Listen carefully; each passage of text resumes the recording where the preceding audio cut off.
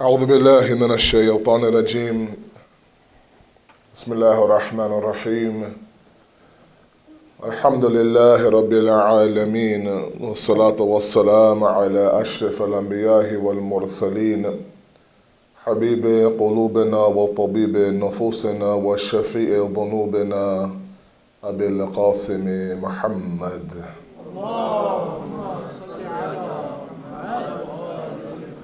وعلى أهل البيت الطيبين الطاهرين المعصومين المظلومين ولعن الله أعداءهم أجمعين إلى يوم الدين. ما بعد فقد قال الله وقوله الحق. بسم الله الرحمن الرحيم والذين جاهدوا فينا لنهدينهم سبلنا وإن الله لمع المحسنين. صلوات على محمد وآل محمد.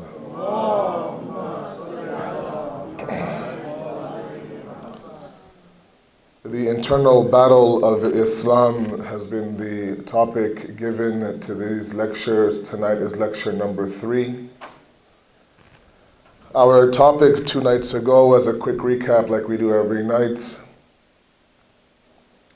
we started off by talking about this very famous debate about Islam versus modernism. Is Islam modern? Does Islam need to be modern? This idea that Islam needs to fit in today's society. In fact, does Islam indeed fit in today's society? And the challenges that come about on the table, those who are the modernists, quote unquote, are those individuals who bring to the table the debate that Islam's many laws and regulations are those laws and regulations that were applicable in the time of the Holy Prophet. And they have since been outdated and they have since been labeled as prehistoric, and they need to be modified and reformed to fit today's society. And yesterday we talked a little bit about this idea that Islam is a religion based on nature, on the intrinsic nature of man. And as we know, the intrinsic nature of man, known as a fitrat, does not change. And thus this discussion on whether or not Islam is modern or not is really an absurd discussion. But one that seems to be gaining some steam, unfortunately, especially in the West. And so it needs to be discussed, and we need to make sure that our youth out there are not confused. We talked about issues of conviction and insight yesterday to be two of the main ingredients to battle these kinds of thoughts, to make sure that this type of ideology doesn't infiltrate inside of your system. And we want to make sure, the reason why we call it the internal battle of Islam is simply because those individuals that battle Islam or that challenge Islam are the Muslims, unfortunately. The reformists, as they're known. People who, like I said, believe Islam needs to be a little bit different in today's day and age. And their biggest battle and their biggest discussion and problem with Islam is Islam's source of freedom and Islam's definition of freedom. And it seems that in the past 4 or 5 years at least, freedom has been one of those discussions that doesn't seem to want to go away. One salawat ala Muhammad wa ala Muhammad.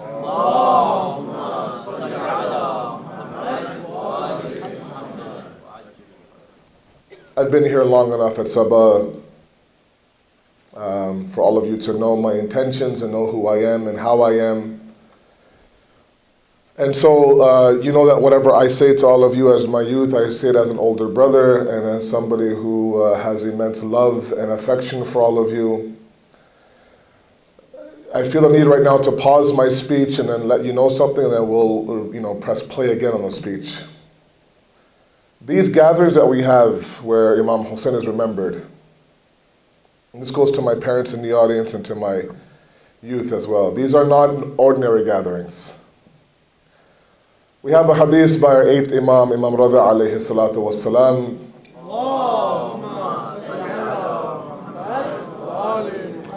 He says, Man jalasa majlasan yuhya fihi amruna lam yamut qalbuhu. The one who sits in a gathering where our affairs are mentioned, the Ahlul Bayt's affairs are mentioned, where we're discussed, his heart never dies. يَوْمَ تَمُوتُ الْقُلُوبُ. On the day where the hearts will die of fear, this brother, this sister who sits in these gatherings, his heart, her heart will never die. So these gatherings are no ordinary gatherings and cannot be treated as ordinary gatherings. Thus we have in our books an entire respect given to the way that we are to enter these gatherings, even sit in these gatherings. And I want our parents to preach this to their kids. Teach your children how to sit in these gatherings, the clothes to wear when they enter these types of gatherings, the respect, the adab, as they say in Urdu, to be given to these types of gatherings. Now yesterday, I had to pause my speech to ask my youth to come and sit properly off the walls. And today, like fearless individuals, they go right back on that same wall again. And they expect me to forget about yesterday.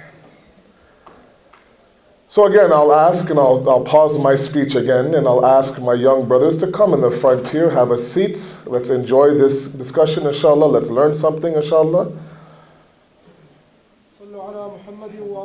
Allahumma salli ala. I know some of you have been dragged here kicking and screaming, but inshallah, we'll do our best to keep it as lively as possible. But I ask the parents, please, if you can, when you teach them everything else, make it a point to also teach them that these gatherings require you to be a little bit more respectful than we're seeing, inshallah. One salawat ala Muhammad wa ala Muhammad.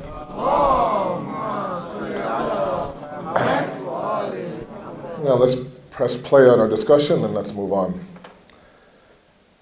So the number one problem that individuals who are known as Islamic reformists in today's day and age, they have several issues with Islam. And I'm sure all of you have read these issues. The main ones revolve around freedom. Islam has one version of freedom, and the West and this society has one version of freedom.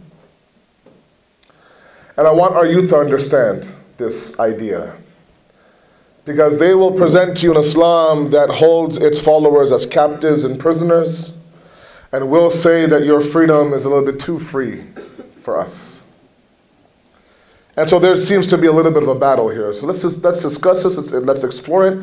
And again, the purpose is, and this topic was chosen very carefully, because right now we believe, and when I say we, I think some of the ulama and those who are students of the Hawza believe that Islam is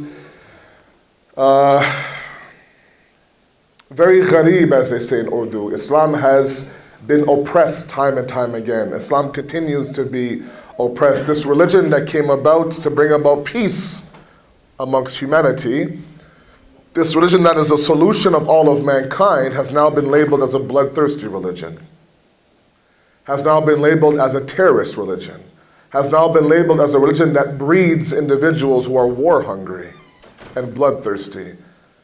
And as famously as we hear it, so cliche, it's been hijacked by the wrong people. In our religion, mind you. I'm talking about Muslims themselves who have hijacked this religion of ours. That's a religion of peace, really. And we, as defenders of that religion, have to do just that. We have to defend the religion now. Right? It's a very lonely religion. It's become completely isolated. It's been completely left alone by the Muslims. Completely left alone, the religion. To fend for itself, and right now it's getting battered and bruised across the world in the media. And we as Muslims have a responsibility towards our own deen to stand up and defend it. And so what we're trying to do in these next now 2 nights after this is simply give the tools possible to defend the system here in the West. All of you are on the front lines in terms of the defense system of Islam. The battle in the East is one, the battle in the West is another. And sometimes the battle here at home is much more tougher. It's an intellectual battle, whereas over there it's a physical battle. So we need to kind of step up, boys. Grab it by the horns and take it to prosperity. And that's not happening. And thus these individuals come and they rant, they rave, they talk their garbage, and they get away with it. And so we're simply trying to kind of address these issues. First of all, it's important for us to understand that in the name of freedom in this part of the world, a lot has been done. They'll publish disgusting magazines and they'll label it the freedom of press, for example. They'll worship Satan and they'll say freedom to worship. They will insult our prophets. They'll say things about our leaders and they'll say it's a freedom of speech. And so they take this concept of freedom, which really is a blessing of God, and they have really itched it towards this idea of a license to do whatever they want to do in the name of freedom. And they call that freedom. So what they've done is they've taken this idea of freedom, even in their anthem, you guys have the land of the free and the home of the brave, right? This is the land of the free right now. And that freedom has been completely and absolutely taken apart to simply be a license to do whatever you want. Call it freedom and nobody touches you.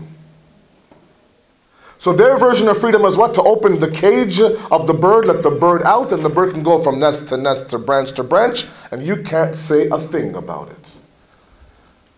And they present that as freedom. Islam takes that freedom and calls it chaos.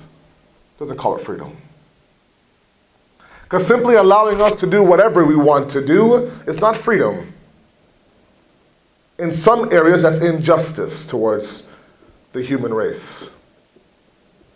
So now what happens is that the reality is that we're not free individuals in this country. We're not. We are asked to go a certain speed on the highway. We are asked to not commit certain crimes. We can't wear certain t-shirts. We can't wave certain flags downtown. We can't use certain words in our speeches. We can't wear anti-president t-shirt. You might get kicked out of school. I've heard about that happening in the US. All these things that they believe is a free country, it really isn't a free country. Because we are, as human beings, now humanity, we are created to run off of laws and regulations. We demand discipline. We're programmed to work off of discipline. If you left us to do whatever you want to do, go as fast as you want, commit as many crimes, it's a free-for-all, this will be a society of chaos. And none of you guys, none of us would want to live in this society. So the reality is that there is some enslavement in this society as well. They pick and choose what you need to be enslaved about. Islam says there's no doubt, there's enslavement as well. You're not completely free as well. The source of the enslavement is different. The source of the enslavement in this society is different. This society will tell us, especially our youth, that your nafs is your God.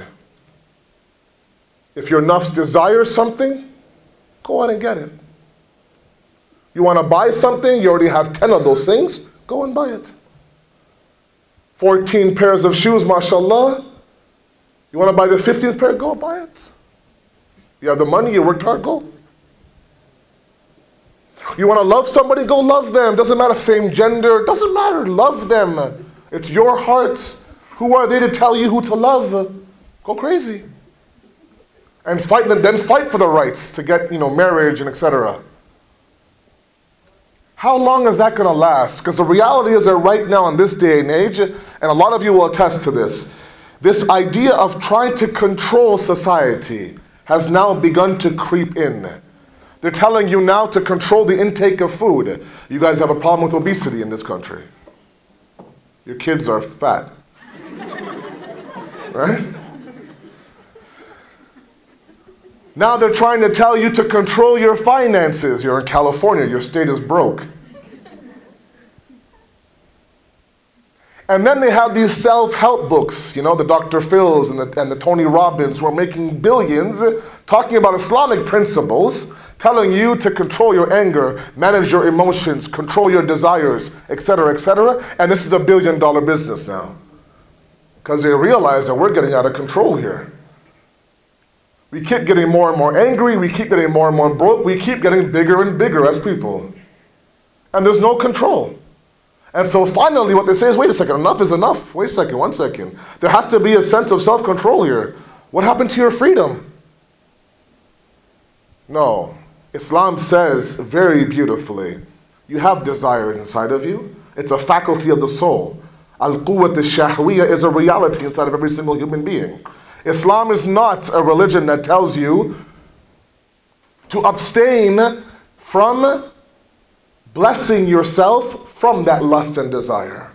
We don't do that. Because the result is, what happens is that you end up playing with small boys. That's what ends up happening. Because you're asked to what? To stop this blessing inside of you. Allah says no. It's a blessing from God. Lust and desire is a blessing from God, provided it's pointed in the right direction. With what? With your aql and intellect. So Islam says you have desire? Absolutely. Go crazy. No problem. Has to be controlled by your reasoning. Because what ends up happening is what? What ends up happening is, and follow me for a second, what ends up happening is that the more you feed your desire says, I want this, you say, yes sir, and you go get it. And your nafs is your God. Your nafs says, I want this, you go running. I want this, you go buy it. I want him, I want her, you go love her, you go love him. Haram, halal, good for you, bad for you, doesn't matter. My heart says I love him. And love is bliss. And so now this department, this faculty of desire gets bigger and bigger and stronger. Out of control. Where you say, I want this, someone says you can't have it, you rebel against the entire system. And that's what happens to these individuals who start off being Muslims, submit to Allah, but they don't control their desires. In the name of freedom, they have made their own nafs so free that their nafs now is their God. They worship their nafs. They don't have the courage to say no to their nafs inside of them. So now this becomes this big monster now you're asked to control. Islam says control your desire. You know you can't do it, so what do? You rebel against Islam. You say, I want Islam to reform to make sure that I can live with this desire that's this big. Islam says no.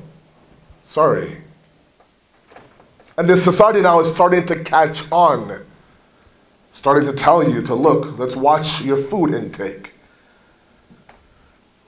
There are financial analysts now on TV everywhere. You know, if you guys, there's a site called TED.com. They're called TED Talks. Great site.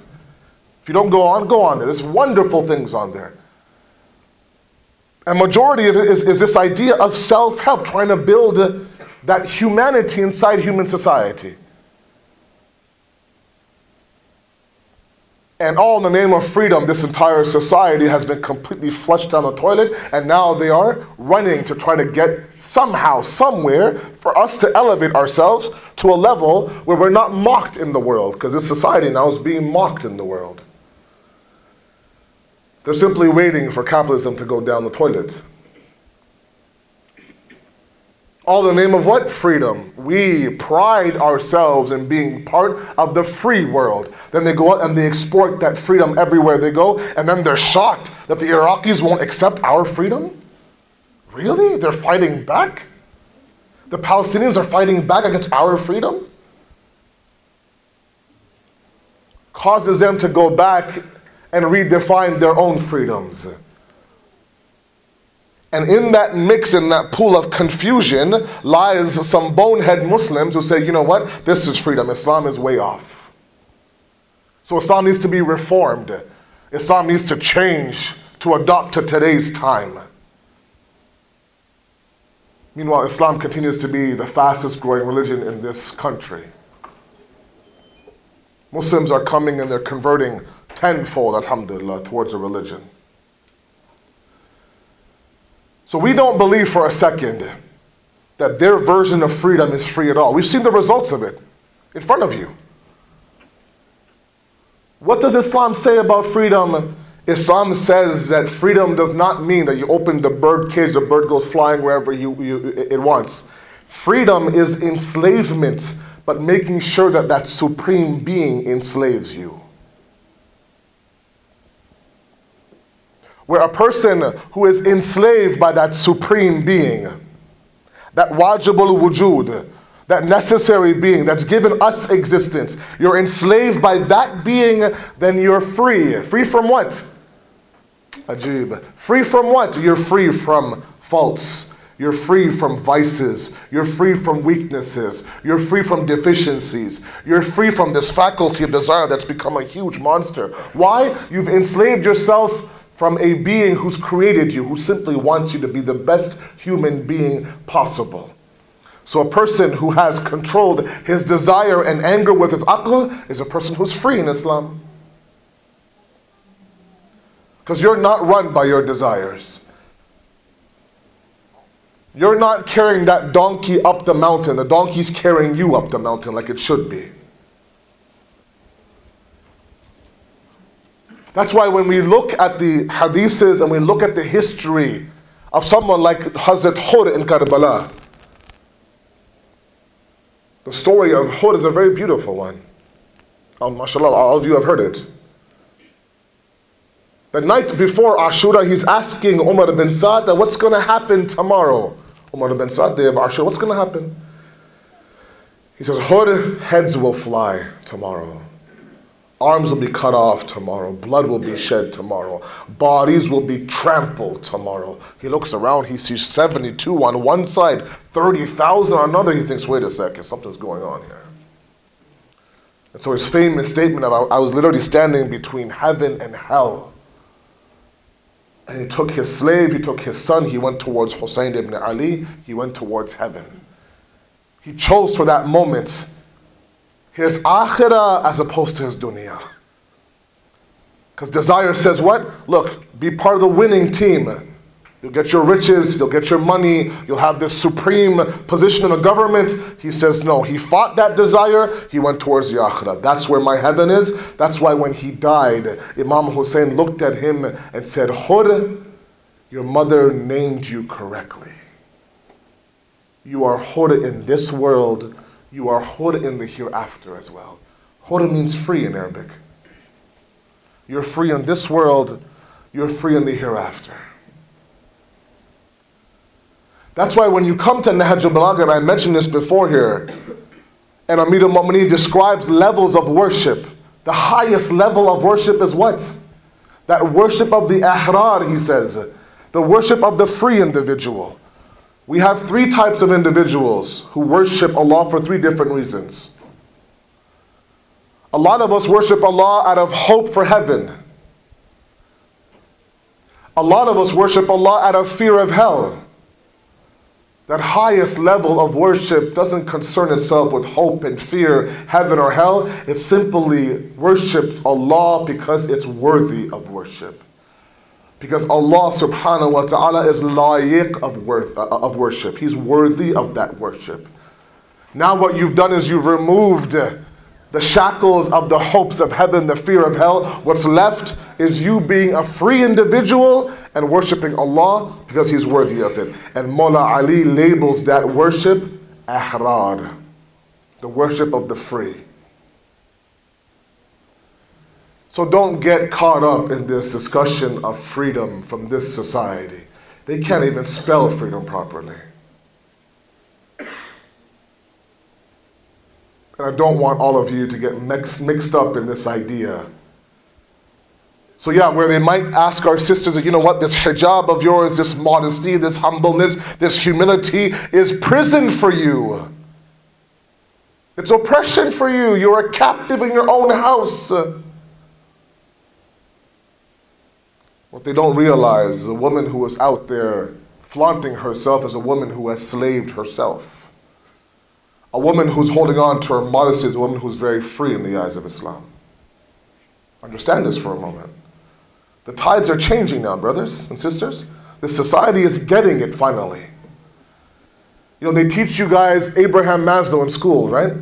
Maslow's hierarchy of needs. You guys have all seen this triangle. The top one is self-actualization. You guys have all seen this, right? Examine that for a moment. Understand the entire pyramid is Islamic. Everything about it. We do what we do for physiological needs, we do what we do for shelter, for safety, for love, for self-esteem, and then for self-actualization. And it's not my topic, but very briefly, we are, as many of you should know, we are created to be perfect individuals. One salawat ala Muhammad wa ala Muhammad. I'm losing some of you. Inshallah, stay with me for a moment, please. Maslow says that the highest reason why any human being has his motivation is self-actualization. When he writes his theory of human motivation, he presents this hierarchy of needs. If you've taken any course of psychology in college, I'm sure you've come across this pyramid. Islam says the exact same thing. The highest motivation is for us to actualize our potential to be perfect human beings. We hear about insan kamil, the perfect man, the perfect man. We think of 14 perfect beings up here, and we're all the way down here. No, we're talking about you, your pursuit for perfection. You were created by a perfect creator. You are manifestations of a perfect creator. What he did was he created you with the potential to be perfect. It's now up to us to actualize that potential. So where Maslow says the highest point of that triangle is self-actualization, Islam has said that years ago. Where someone like Stephen Covey, who writes the 7 Habits of Highly Effective People, he's made billions upon billions of dollars off of this book. All of those 7 habits are Islamic principles. He says, seek first to understand, then to be understood. He says to keep the end in mind when you start a journey. He says sharpen the saw. All these different ones that he has, that Stephen Covey has presented, they're Islamic principles. And while the West is wowed by them, it's up to us as Muslims to present the Islamic perspective to all of them. To let them know that, look, this is not news to us. We follow a religion that talks about this. So their first beef is freedom. These individuals who are reformist. Islam's not free, we are free. And then society tells us how free you are. The second problem they have is with Islamic views of feminism. And when I talk about hijab and feminism, our brothers turn deaf. That's what happens usually. He's not talking about us, so you guys go off on your thoughts. I wonder if the Packers will beat the Steelers or not, that you start thinking about the Super Bowl and what's going on. And again, I told you this yesterday, that I know sometimes I'm preaching to the choir. I understand that. That all of you, mashallah, have this level of awareness. But there'll come a time, if there hasn't already, where you will be approached by individuals. You have to defend this system. And the idea of feminism in Islam, of course, requires a 10-day lecture series. Just briefly, a little bit, from Shahid Mutahari's book about women's rights. He has a very beautiful way that he describes this idea. One salawat ala Muhammad wa ala Muhammad.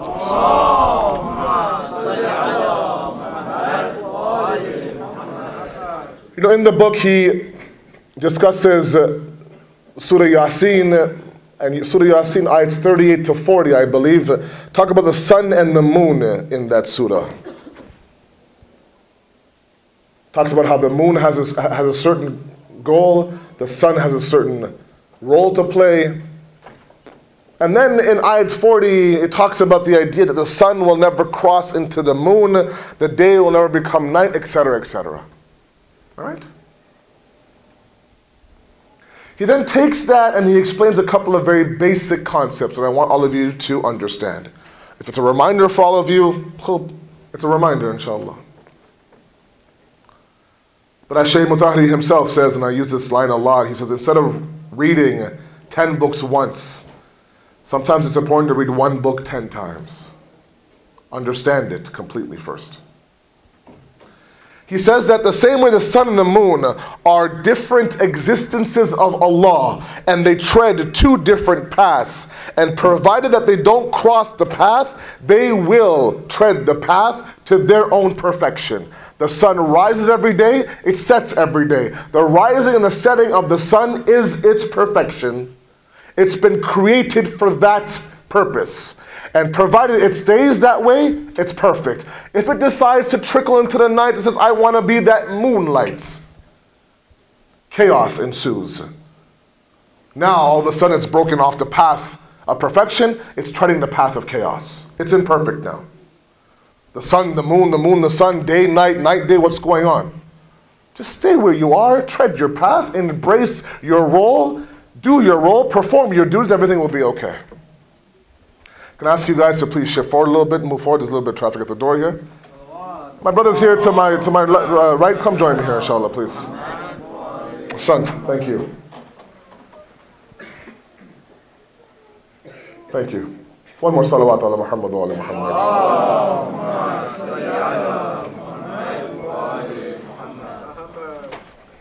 Right, so we're talking about this idea that the sun and the moon were created by Allah for a certain path. They tread that path, they're perfect. Apply that philosophy now to every other creation of Allah.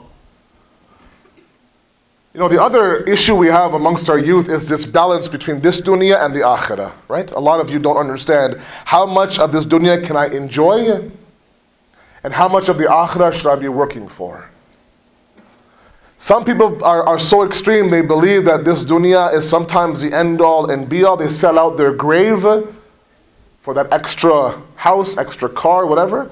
Some are the other opposite. They completely neglect their duties in this dunya for the hopes of that castle in heaven. Two extremes exist. And so this balancing has to be understood.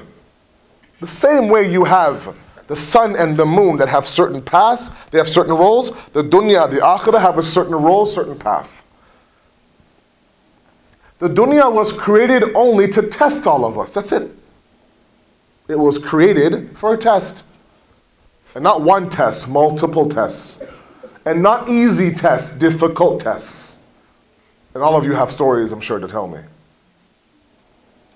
The problem lies that when we start to expect from the dunya what the akhirat can give us.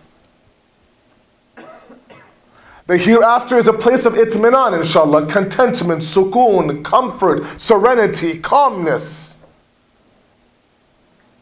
And when you try to expect that from this dunya, it doesn't know how to give you calmness, has no idea what serenity is. That's when we have this abyss of hopelessness, depression, anxiety, suicide, where one of the biggest selling drugs in this country is Prozac. You start thinking funny, prescription is Prozac, that's your solution. The example that's often given, it's one I gave in New York, one I gave in Toronto. It's time for your exams, right? You guys all write exams, midterm finals, inshallah. You walk in, and for the exam is an hour and a half. For half an hour now, you're like, wow, what a great examination hall. You look around, you think, oh my God, it's freshly painted, Burberry carpets, French doors, crown molding.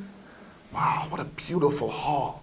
Comfortable chairs. You're looking around. Your prof then says, taps on your shoulder, says, worry about your exam. Forget about the examination room. This is not important to you. The exam is important to you. That's why sometimes when you have to make up your exams, they say, look, we don't have a room for you. We'll give you this broken down room that sometimes the janitor uses to mop. I don't care. I just want to write my exam. I don't care where it is. Just give me a room. If you say, no, I want that examination hall that seats 400 people, I want to sit in there by myself. You'll say, get out of here. But none of us will do that, right? We don't care where it is. We just want to write the examination. We do the exact same thing. We're completely wowed by this dunya. Oh my God, this dunya is gorgeous. And we don't write the exam. We're not worried about the exam in front of us. Don't expect from the dunya what it can't give you. Doesn't mean that you live a depressing, gloomy life. Of course not. I mean, it's a completely different topic altogether. But just so you understand, the importance Islam has given this world, sometimes it's not spoken to all of you. As far as you know, this dunya was divorced by Imam Ali 3 times. This dunya is a place of disgustingness. This dunya is this dunya. So you have this negative image of this dunya. So you literally strip yourself from the blessing of riding around in a nice car, having a nice home, wearing nice clothes, having a nice watch, a nice purse, etc. Islam says no. You've worked hard. You run your business. You're a professional. You've made halal money. Enjoy it. One small story to bring this point home, then I'll come to my actual point. One salawat ala Muhammad wa ala Muhammad.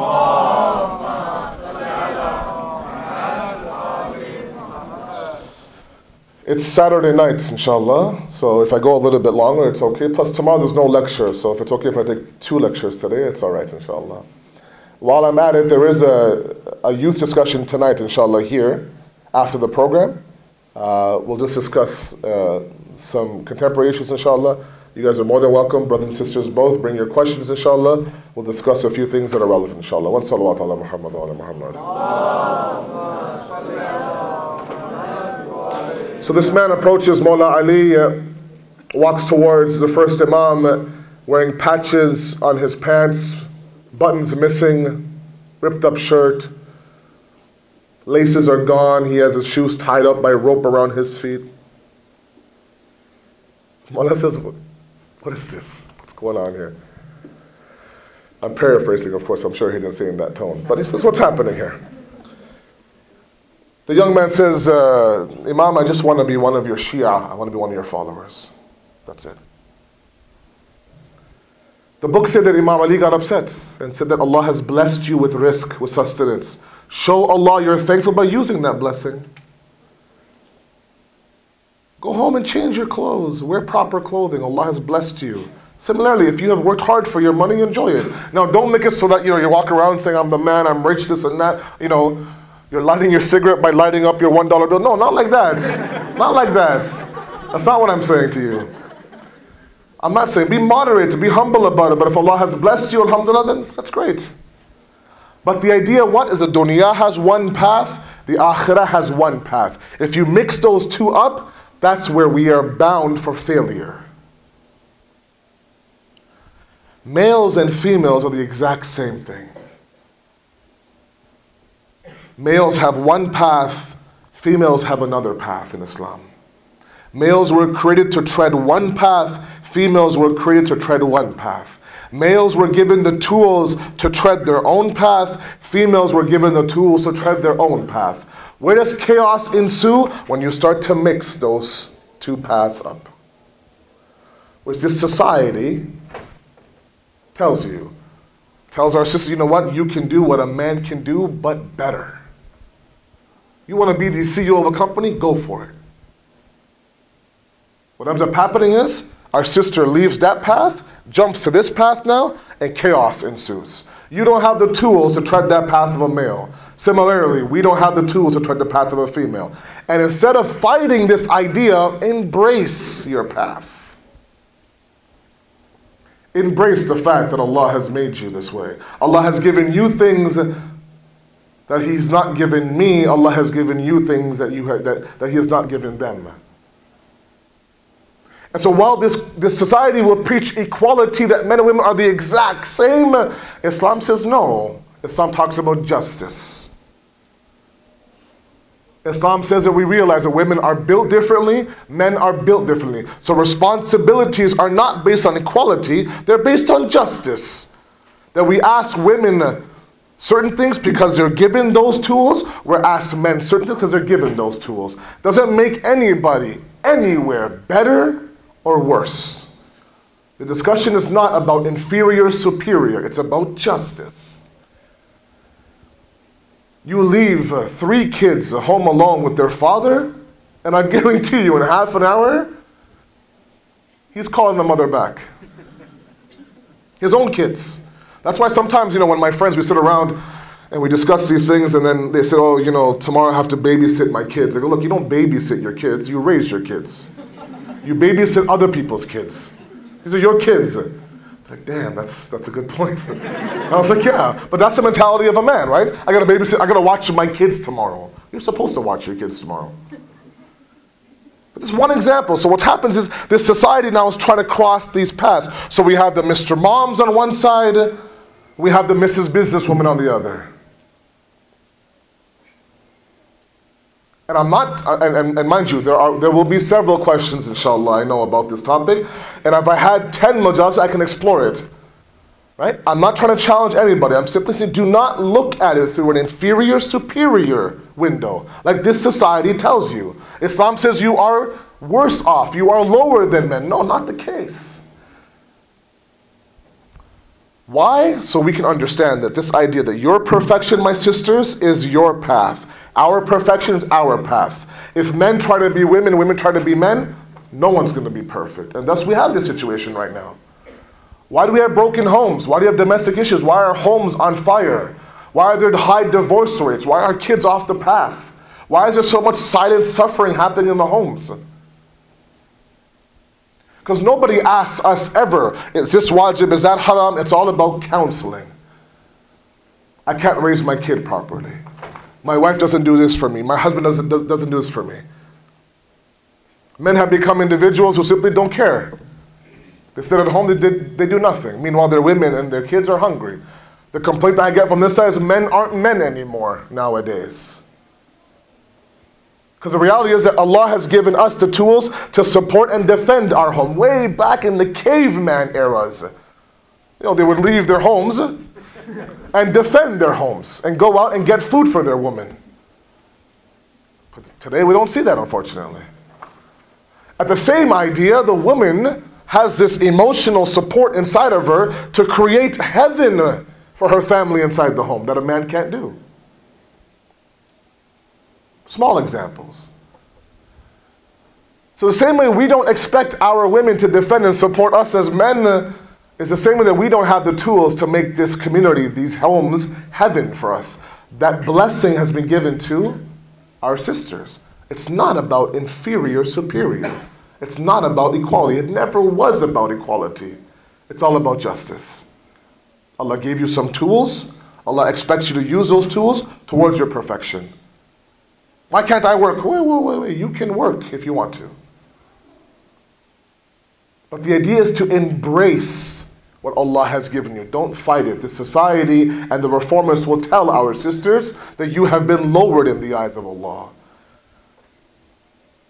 That baby Hawa, Eve, was made from a rib of Adam. Not true. Starts off from that first creation. So all these things need to be battled and understood. The mindset has to change. This society will tell you everybody's on the same page. The example that often my teachers give us is, look, you're sitting there for dinner and so is your 6-month-old child. Okay? You order pizza, you have your slice, you give him his slice. He's 6 months old, doesn't have one tooth. And you're saying, look, why aren't you eating your pizza? I don't understand. Equality, right? I have pizza, you have pizza.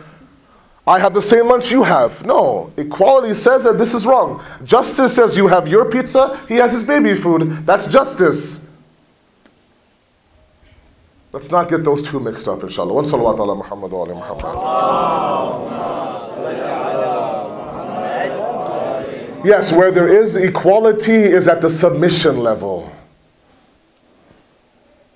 We're talking about taqwa. If you have a woman who is muttaqi, you have a brother who's muttaqi, yes, Allah looks at him at the exact same level.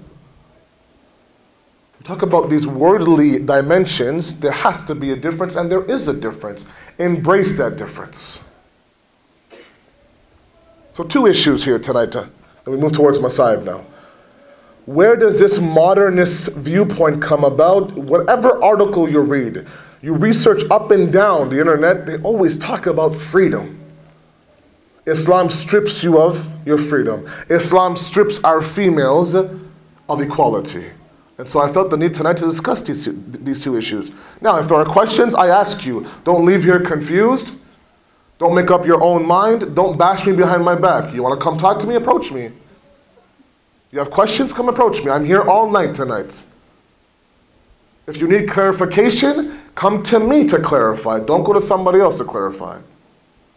We always have that in our communities. I had one individual come to me and say, oh, this brother needs clarification about what you said. He didn't agree with what you said. I go, fine, tell him to come to me. A day, 2 days passes, nothing happens. I'm coming out, I'm putting my shoes on, the brother is there, and the brother who needs clarification is there.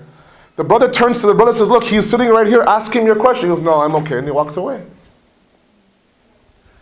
We don't like that. I don't like it. Discuss it with me. I'm not going to bite your head off, right? We'll sit down, we'll discuss, challenge it. Maybe I'm wrong. Maybe I can learn from you. But this is a reality of the situation. This society has taught our sisters especially that you should feel like you are exactly the same as males. Why do you want to be exactly the same as males? Our responsibility is tenfold compared to you. We feed our kids, we pay the rent, we're the ones that are responsible for that. On the day of judgment, we're going to be asked about our families. Not all of you. So anyways, these issues have to be, first of all, accepted by us. A lot of our sisters, our brothers don't accept these things in the hearts of their heart. And they're too scared to bring it up. So maybe these discussions are beneficial. One salawat ala Muhammad wa ali Muhammad. Because the reality is, and again, I don't want to go into this topic, but the reality is that if you look at Karbala, you see that the sister of Imam Hussein, Bibi Zainab sallallahu alayha, played two roles in this tragedy. You know, and I know that today, mashallah, you guys had Zainab there. Inshallah, this message was brought about. You know, the slogan on that poster was "Freedom in Captivity," right? That was your slogan. It's a beautiful slogan. I hope that was pursued in the keynote speech. Because that's exactly what it is. We have so many individuals who are imprisoned, but they're free. People who are free, but they're imprisoned. Understand that for a moment. Bibi Zainab was never imprisoned. She was free. And yes, on the outside, the zahir, on the apparent, maybe she was a captive. But the reality is that as long as Imam Hussein was there pre-Ashura, she played the role of making sure the women, the children, and the tents were all looking after. But the moment Imam Hussein was shaheed, she took on the role of her father. And she took the imamat of Imam Sajjad on her back, literally, from Karbala to Kufa, Kufa to Damascus. And today, if we had this commemoration, it's because of a woman, the sister of Imam Hussein, who stood there in the courtyard of Yazid and delivered a historical khutbah that made grown men cry and hide their faces. That's the reality of a woman in Islam. That's the power that she has. Her mother did it against Fadak, and she did it again in the courtyard of Yazid. And time again, she was so patient and so submissive. She persevered time and time again. We sit up here on these chairs and we mention the events of Karbala, and all of you listen. And your hearts break and you cry. Can you imagine those eyes that saw these events happen? Can you imagine the heart that witnessed these events that we are reporting every single year? But we see that night on Sham-e Ghariba, when she saw everybody one by one give their life, when she stood there on Tilla Zainabiyya and she saw shimmer on the chest of her brother, that night she performed Salatul Layl. This is the same Bibi Zainab. 1,000 salams to you, 1,000 salams to you. The same Bibi Zainab who stood there and watched this conversation between Ali Akbar and Imam Hussein. You know that if there was one shahada that almost killed Imam Hussein, it was a shahadat of his 21-year-old son. Where Ayatollah Naini narrates that one night after reciting the musibat of Karbala, that night in my dream Imam Hussein was standing in front of me, and from head to toe he had arrows all over his body. The next night when I recited the musibat again, that night when he came in my dream, all the arrows were gone, but 2 arrows were left.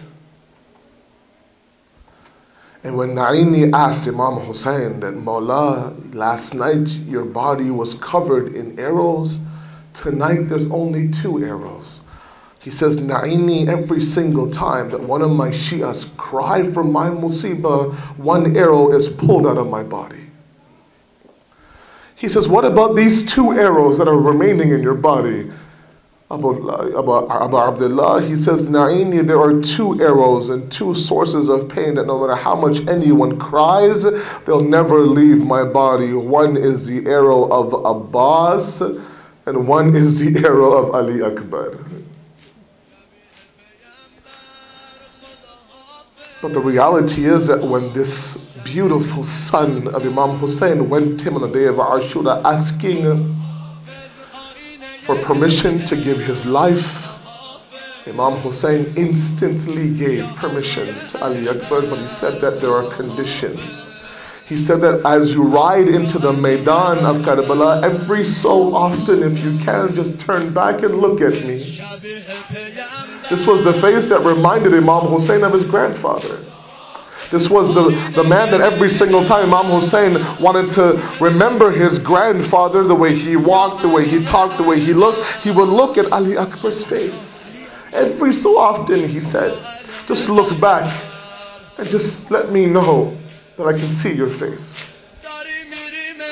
When Ali Akbar was given permission and he rode towards the Maidan of Karbala, my parents in the audience who have teenage children, Imam Hussein, the books say, ran after the horse of Ali Akbar. And Sheikh Abbas Qummi Nafasul Mahmoum narrates that the way that Imam Hussein was running after Ali Akbar, you only saw that one other time in history, when Imam Hussein left Medina to go towards Karbala, and he went to go say his al-wida and goodbyes to Rasulullah. He walked towards the grave of his grandfather like a man on a mission, focused, completely determined. But when he went to go say his goodbyes to his mother, he walked towards the grave like a child walks towards his mother he hasn't seen in several months, stumbling and running as if his mother is going to go away again, collapses on the grave of his mother and says, Amma, I'm leaving Medina now. I'm completely alone now. No one's with me. Not Hassan is with me. You're not with me. Not my Baba is with me. They say the only other time that they saw Imam Hussein run that way was when he was following Ali Akbar towards the battlefield of Karbala.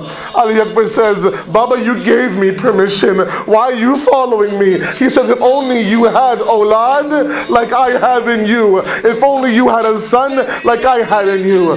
Ali Akbar is hit with the spear. I don't have the himmah to read the whole shahadat. He runs and he completely falls off of the horse. He says, Alayka minni salam, Ya Aba Abdullah. He comes running towards Ali Akbar. Ali Akbar has one hand on his chest and one hand on the shoulder of his father. Imam Hussein is asking Ali Akbar, where is your other hand? Why can't you show me your other hand? Ali Akbar is silent, doesn't say a word. At that moment, Imam Hussein moves back. He sees that Ali Akbar is clutching his chest. He removes his son's hand. He sees there's a spear that completely lodged in the chest of his own son. He lays down Ali Akbar on the plains of Karbala. He holds this spear with his hand. He turns towards Najaf, begins talking to his father. He says, Baba, there's no doubt that you ripped the door of Khaybar that took 40 men to open and close, but have you ever ripped a spear out of the chest of your young son's chest? He says, no. At that moment, he grabs the spear. Every single time, my brothers and my sisters, he would try to dislodge the spear out of the chest of Ali Akbar. Ali Akbar's body will go up and down off the plains of Karbala. At that moment, they say that Imam Hussein put one knee on the chest of Ali Akbar, put one foot on the plains of Karbala, grabbed the spear of Ali Akbar, turned towards Najaf again, said, Ya Ali, and pulled the spear out of it.